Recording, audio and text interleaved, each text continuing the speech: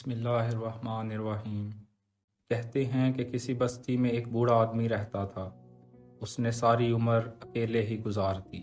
بس ایک کھجور کا باغ اس کی ملکیت تھا۔ وہ دن رات اس کی دیکھ بھال میں لگا رہتا۔ آگے پیچھے تو کوئی تھا نہیں، بستی کے بچے ہی اس کا سب کچھ تھے۔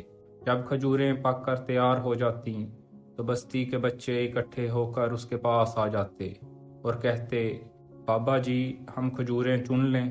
تو بوڑھا خوش دلی سے کہتا، ہاں ہاں بیٹا، سارا باغ ہی تمہارا ہے، جتنی چاہے چن لو اور کھاؤ۔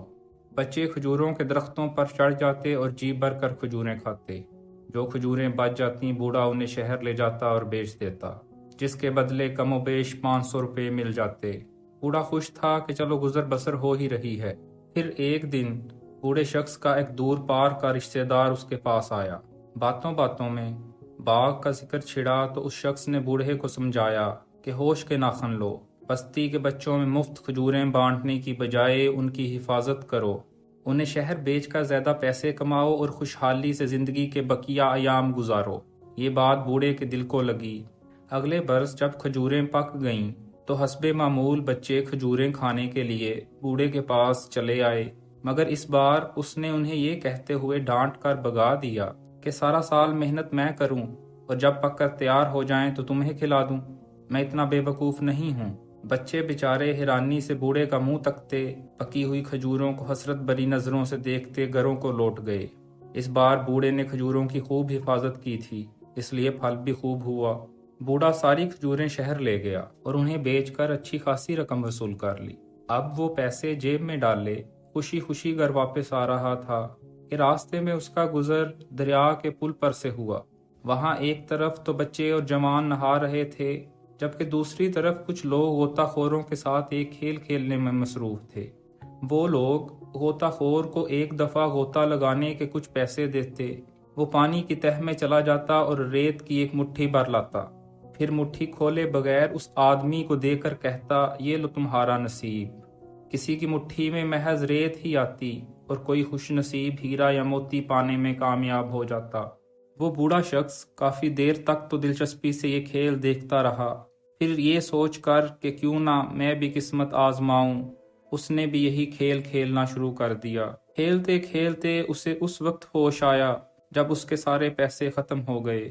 اب کھیل ختم کرنے کا طریقہ یہ تھا کہ غوطہ خور سے ریت اپنی مٹھی میں لے کر اس سے کہتا کہ میں اپنا نصیب گھر جا کر دیکھوں گا۔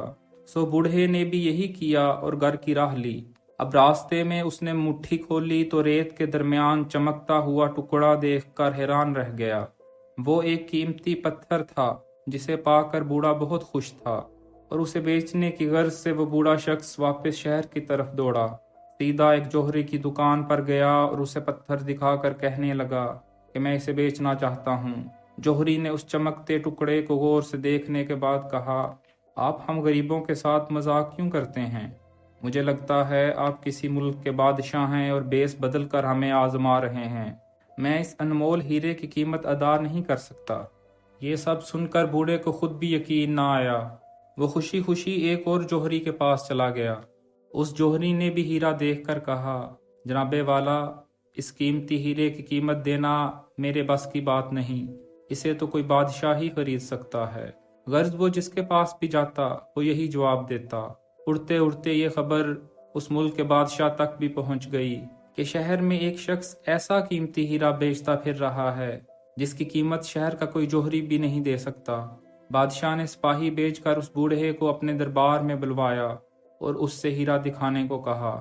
بوڑھے نے وہ ہیرا جیب سے نکال کر بادشاہ کے حضور پیش کیا۔ بادشاہ اتنا بیش قیمت ہیرا دیکھ کر حیران رہ گیا اور بوڑھے سے کہا کہ اگر تم چاہو تو اس قیمتی ہیرے کے بدلے ظہر سے عصر تک میرے خزانے سے جو لے جانا چاہو لے جاؤ۔ بوڑھے نے یہ پیشکش قبول کر لی۔ سپاہی اسے شاہی خزانے میں لے گئے۔ بوڑھا شاہی خزانے میں سونے، چاندی، جواہرات اور قیمتی ملبوسات کو دیکھ کر ہکا بکا رہ گیا۔ اس کی سمجھ میں نہیں آ رہا تھا کہ وہ وہاں سے کیا اٹھائے اور کیا رہنے دے۔ وہ پاگلوں کی طرح ادھر ادھر بھاگنے لگا۔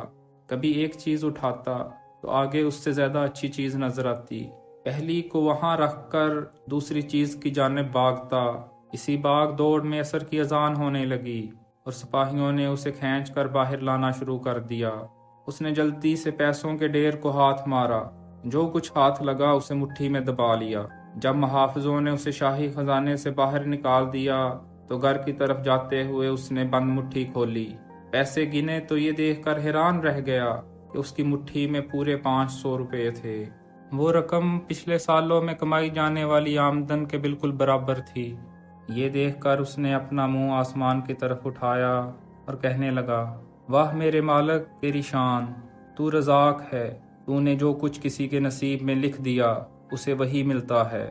حضرت علی کا قول ہے کہ رزق سخاوت میں پوشیدہ ہے اور لوگ اس کو محنت میں تلاش کرتے ہیں۔ اب اس بوڑھے شخص نے عہد کر لیا کہ وہ پہلے کی طرح بچوں کو کھجوریں کھانے دے گا اور کبھی کنجوسی نہیں کرے گا، کیونکہ اب اس کو ادراک ہو گیا تھا کہ ملتا وہی ہے جو مقدر میں لکھا ہوتا ہے۔ انسان لاکھ جتن کرے، لاکھ ہاتھ پاؤں مارے، نصیب میں لکھے سے زیادہ حاصل نہیں کر سکتا۔